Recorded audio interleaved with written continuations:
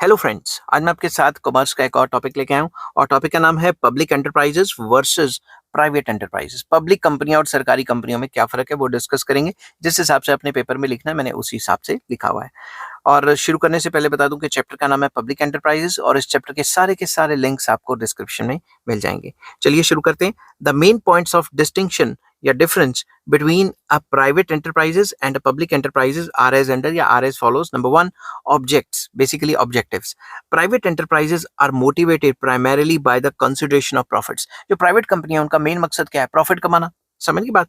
Therefore, these enterprises operate mainly in those areas of economic activities which offer a regular and steady return on capital investment. तो ज्यादातर private कंपनियां वही काम करती हैं, उसी इकोनॉमिक फील्ड में जाती हैं जहां पे उनको रेगुलर इनकम या फिर प्रॉफिट्स जनरेट हो।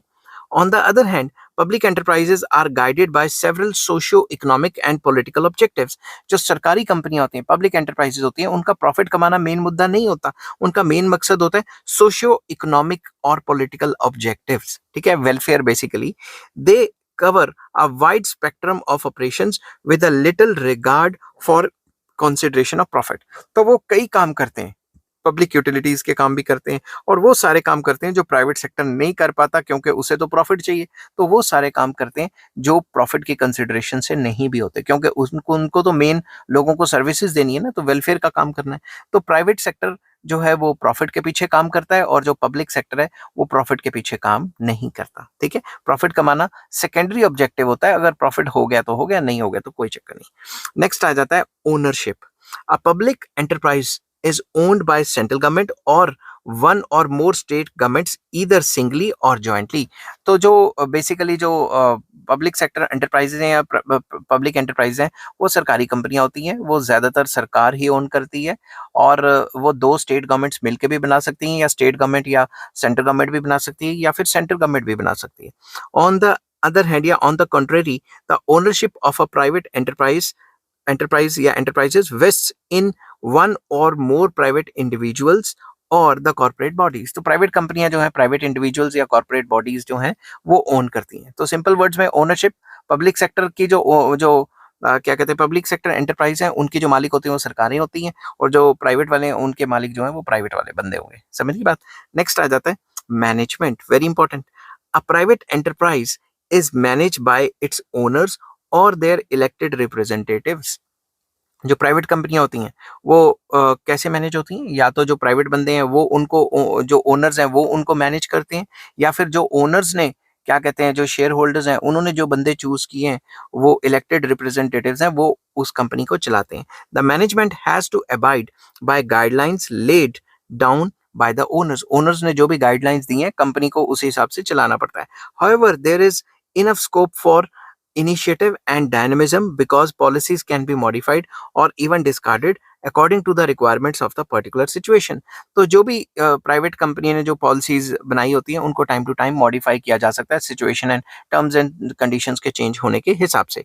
But in case of public sector enterprises, there is little scope of initiative and dynamism because managers of such enterprises are required to operate within the rigid policy framework and rules framed by the government. दूसरी तरफ जो public sector है उसको manage किया जाता है, जो public sector मतलब सरकार ने बंदे अपॉइंट किए हैं, जो सरकार अपॉइंट करती है बोर्ड ऑफ डायरेक्टर्स या चीफ एग्जीक्यूटिव, तो उसके हिसाब से वो कंपनी चलती है और जो सरकार के रूल्स रेगुलेशन है उसी के हिसाब से चलेगी, और वो अपनी मनमर्जी नहीं कर सकते, उनकी फ्लेक्सिबिलिटी नहीं होती जितनी प्राइवेट सेक्टर में होती है। ठीक है, नेक्स्ट आ जाता है capital. The entire or majority capital of a private enterprise is contributed by the private investors oblique owners from their own resources। तो सिंपल वर्ड्स में प्राइवेट एंटरप्राइजेस का सारा पैसा या तकरीबन मेजर पैसा जो प्राइवेट एंटरप्राइज होती है उसमें प्राइवेट बंदों का होता है। Its capacity to raise capital is limited and it can face shortage of funds. क्योंकि प्राइवेट कंपनी है तो उसकी कैपेसिटी कितनी होगी फंड्स रेज करने की, या पैसे कितने होंगे, लिमिटेड ही होंगे ना। But on the other hand, the entire or at least 51% of the capital of a public enterprise is provided by the government from public funds। कोई भी कंपनी जिसमें 51% से ज्यादा हिस्सा हो या पूरा का पूरा 100% हिस्सा हो, वो सरकारी कंपनी मानी जाती है। Such an enterprise can never be short of funds because government can mobilise unlimited financial resources. इस टाइप की कंपनी को पैसे की कमी नहीं होगी, क्योंकि गवर्नमेंट के पास तो पैसा ही बहुत है। गवर्नमेंट लोगों से टैक्स करके सारा का सारा पैसा ना खर्च कर दे कहीं इस पर्टिकुलर कंपनी में। प्राइवेट बंदों के पास तो लिमिटेड सोर्सेज होंगे ना, गवर्नमेंट के पास तो लिमिटेड सोर्सेज नहीं होते। नेक्स्ट आ जाता है freedom of management. In a private enterprise the owners are free to manage and control the affairs with little interference. Private sector में थोड़ी फ्रीडम है, अपने हिसाब से मैनेज कर सकते हैं कंपनी को। But a public enterprise faces continuous interference from the several agencies, that is ministries, politicians, bureaucrats, etc etc। तो सिंपल वर्ड्स में, मगर जो पब्लिक सेक्टर सरकारी कंपनियां होती हैं उसमें टाइम टू टाइम इंटरफेरेंस आ रही होती है। जो मिनिस्टर्स होते हैं वो कह रहे हैं नहीं ऐसे करो वैसे करो, फिर पॉलिटिशियंस कह रहे हैं ऐसे करो वैसे करो, ब्यूरोक्रेट्स की इंटरफेरेंस बहुत ज्यादा होती है। Quite often there is interference in day to day affairs of the enterprise. तो सिंपल वर्ड में जो पब्लिक एंटरप्राइजेज होती हैं उनकी डे टू डे काम में काफी दखल अंदाजी होती है, जो कि प्राइवेट सेक्टर में नहीं होती। ठीक है, नेक्स्ट आ जाता है flexibility. A private enterprise can easily modify its policies and operations to meet the requirements of any specific situation। तो प्राइवेट सेक्टर में फ्लेक्सिबिलिटी ज्यादा होती है, वो अपनी पॉलिसी को या ऑपरेशन को टाइम एंड सिचुएशन के हिसाब से फ्लेक्सिबल रहती है, चेंज कर सकती है। There are few restrictions on its owners for attaining the objects and policies of the enterprise. तो जो रिस्ट्रिक्शंस होती हैं प्राइवेट सेक्टर के ऊपर वो थोड़ी सी कम होती हैं। वो कभी कभी लॉ को हल्का फुल्का तोड़ भी देते हैं, मतलब वो करने के लिए, अपनी मनमानी करने के लिए, जो कि नहीं करना चाहिए। However, in a public enterprise, any change in objects and policies requires the approval of the government and its functionaries। अगर पब्लिक सेक्टर में हमने कोई फ्लेक्सिबिलिटी दिखानी है, कुछ ऊपर नीचे करना है, तो भाई गवर्नमेंट की परमिशन लेनी पड़ती है, इसलिए ये फ्लेक्सिबल नहीं रहती।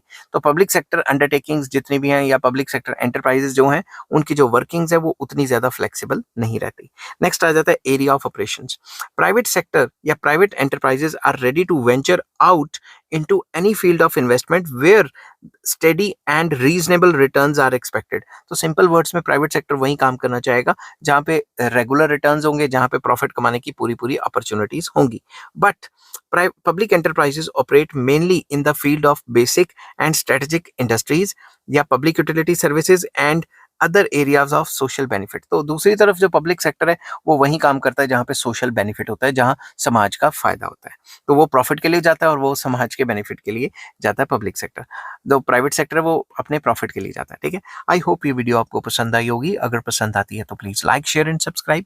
इस चैप्टर के बाकी लिंक्स आपको डिस्क्रिप्शन में मिल जाएंगे। नेक्स्ट टॉपिक मैं लेके आऊंगा ऑब्जेक्टिव्स क्या होते हैं पब्लिक एंटरप्राइज के। Till then take care, bye bye.